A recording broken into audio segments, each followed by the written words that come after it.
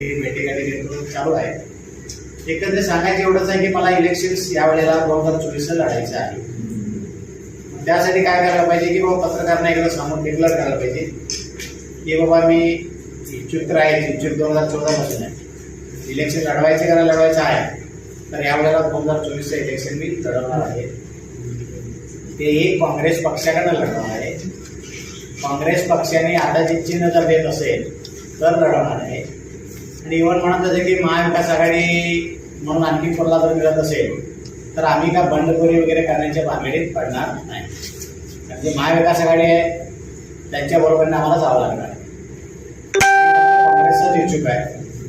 आणखीन एक क्लिअर करतो की महाविकास आघाडीवाल्यांनी जर मला विचारलं किंवा तुम्ही आमच्याकडनं लढणार आहे का, त्यावेळेचा आमच्या वरिष्ठांना विचारून आमच्या वरिष्ठांनी जर आम्हाला काही आदेश दिला की बाबा ठीक आहे तुम्ही लढू शकता, त्यावेळेला विचार करण्यात येईल. अदरवाईज मी काँग्रेस पक्ष